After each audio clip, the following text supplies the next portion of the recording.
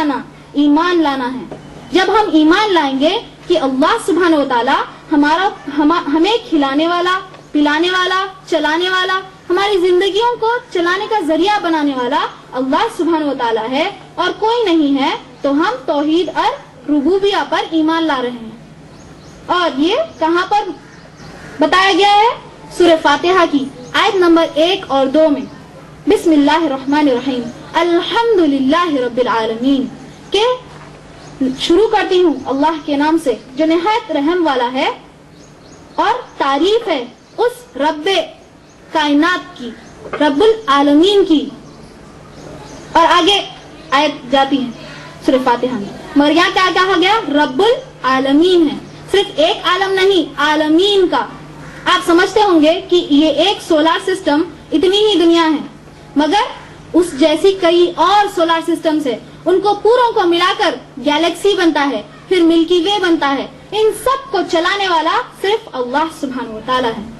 ایک حدیث میں ہمیں بتایا گیا کہ کالی رات میں کالے پتھر پر اگر ایک کالی چمٹی چل رہی ہے، اس کا بھی علم اللہ سبحانہ و تعالیٰ کو ہے. کیا ہم دیکھ سکتے ہیں؟ اگر کمرے کے اندر لائٹ بند کر کے اگر ہم کمرے میں بیٹھ گئے، کیا آنکھ کھول کر ہم کوئی چیز کو دیکھ سکتے ہیں؟ ہماری اتنی بھی طاقت نہیں ہے، مگر اللہ سبحانہ و تعالیٰ اس چمٹی کو دیکھتا بھی ہے اور اسے کھلاتا بھی ہے اور پلاتا بھی ہے. ایک بار بتایا گیا کہ ایک پتھر تھا، اس کو پھوڑا گیا، اس کے اندر ایک کیڑا تھا اور اس کے ساتھ کچھ گھاس تھی، تو اس کیڑے کو کھلانے والا اس پتھر کے اندر کون ہے؟ اللہ سبحانہ و تعالیٰ. کیا وہ علم ہمیں مل سکتا تھا اگر ہمیں بتایا نہیں جاتا؟ نہیں. اس جھاڑ کو پانی پہنچانے والا کون ہے؟ اللہ سبحانہ و تعالیٰ. ہم اس کو کھول کر جب پڑھتے ہیں انٹر میں، باٹنی میں، تب پتا چلتا ہے کہ کیسے پتوں کو پانی پہنچتا ہے، کیسے جھاڑ کو سورج کی وجہ سے، فوٹو سنتھسس کی وجہ سے جو ہے اس کو طاقت ملتی ہے. اگر ہم کو یہ نہیں بتایا جاتا، اگر سائنٹسٹ نہیں بتاتے، تو کیا ہمیں پتا چلتا کہ اس کو بھی رزق دیتا ہے اللہ سبحانہ و تعالیٰ؟ نہیں پتا چلتا. ایسی کئی اور چیزیں ہیں دنیا میں جس کا ہمیں علم نہیں ہے، مگر اللہ سبحانہ و تعالیٰ اس کو کھلا رہا ہے، پلا رہا ہے، چلا رہا ہے. تو رب کائنات کون ہے؟ اللہ سبحانہ و تعالیٰ. ہماری مشکل کشائی، ہماری حاجت روائی کون کرتا ہے؟ اللہ سبحانہ و تعالیٰ. اللہ کے سوا کوئی اور ہے نہیں. تو یہ کیا ہے؟ توحید اور ربوبیہ. دوسرا توحید الاسماء و صفات کا بیسک آیا ہے اسم. اسماء ہے جمع اسم کی. اسم کا معنی ہوتا ہے نام، اور اسماء کئی نام.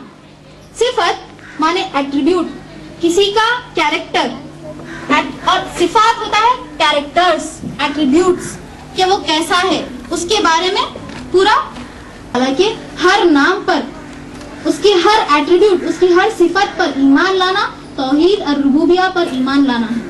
اللہ سبحانہ و تعالیٰ سورہ اسرائیل کی آیت نمبر 110 میں فرماتے ہیں کہ قُلِ ادعُوا اللَّهَ أَوِ ادعُوا الرَّحْمَنَ أَيَّمَّا تَدْعُوا فَلَهُ الْأَسْمَاءُ الْحُسْنَى، کہ کہو اسے اللہ یا کہو اسے رحمان یا بلاؤ اسے رحمان، مگر پکارو اس کو حسین ناموں سے.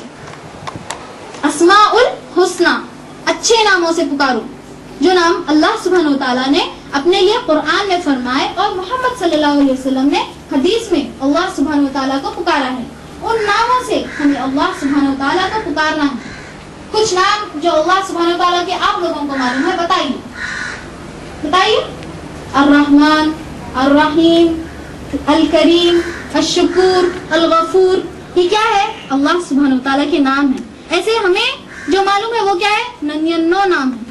ایسے کئی اور نام ہیں جو صرف اور صرف اللہ سبحانہ و تعالیٰ کو معلوم ہے، جو آخرت کے دن ہمیں پتہ چلیں گے. کئی اور نام ہیں جس کا علم صرف اللہ سبحانہ و تعالیٰ کو ہے.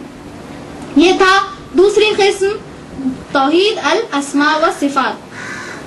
تیسری قسم توحید کی وہ ہے توحید العبادہ. عبادہ ایک عربی لفظ ہے جو ایک چھوٹے سے عربی لفظ سے آیا ہے، وہ ہے عبد.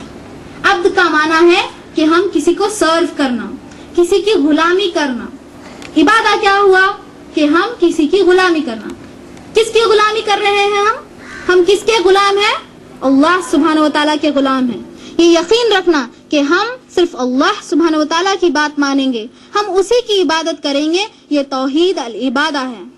ہم سمجھتے ہیں کہ عبادت یعنی 5 وقتہ نماز, مگر یہ ہمارے اندر غلط فہمی ہے.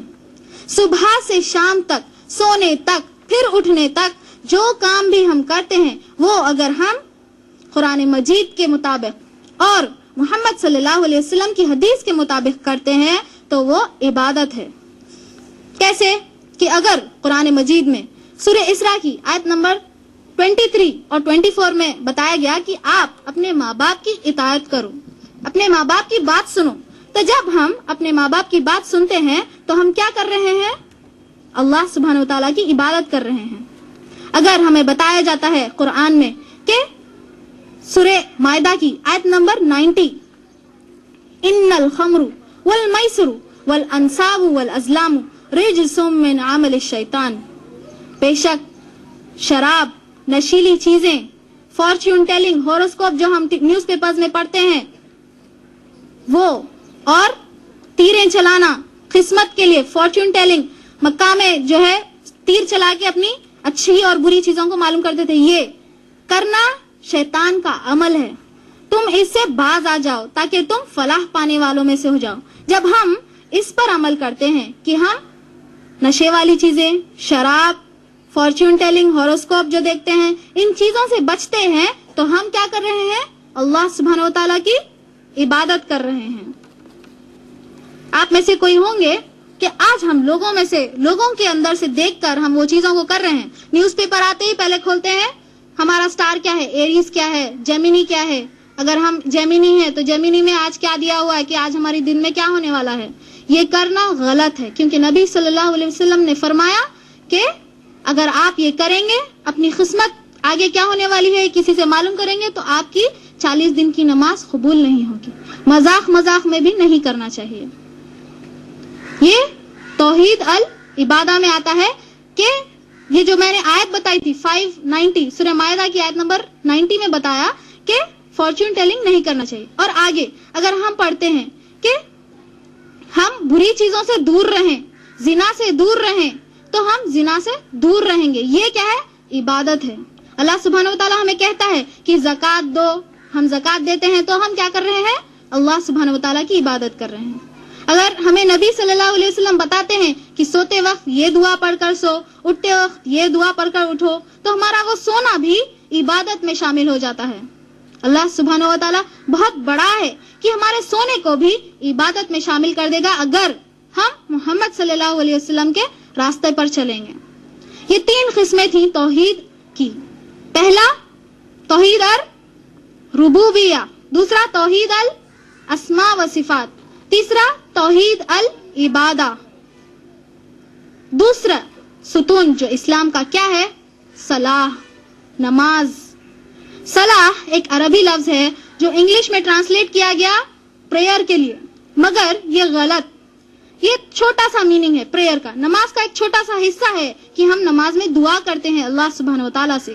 مگر صلاح اگر اردو میں بھی لیا جائے کہ ہم صلاح لے رہے ہیں, کسی کی صلاح لینا. کیا ہم کس کی صلاح لے رہے ہیں نماز میں؟ اللہ سبحانہ و تعالیٰ کی.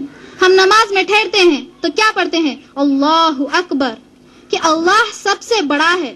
اور ہاتھ کیوں اٹھاتے ہیں؟ کہ اب پوری دنیا کی فکریں وہ پیچھے چلے گئی, صرف اللہ بڑا ہے. اب ہمارے دماغ میں صرف اللہ ہے. قرآن کی آیتیں جب ہم پڑھتے ہیں کہ بسم اللہ الرحمن الرحیم, الحمدللہ رب العالمین, الرحمن الرحیم, مالک یوم الدین, ایاک نعبد و ایاک نستعین, کہ ہم تیری ہی عبادت کرتے ہیں, تجھی سے مدد مانگتے ہیں. تو جب ہمارے دماغ میں یہ چیز آ جاتی ہے تو کیا ہم کسی اور سے مدد مانگیں گے؟ نہیں. تو یہ ہمارے لیے کیا ہو رہی ہے؟ پروگرامنگ ہو رہی ہے. صلاح کیا ہے؟ Programming towards righteousness. پروگرام کیا جا رہا ہے ہمیں اچھائی کی طرف. جب ہم پڑھتے ہیں آیتیں قرآن کی جیسے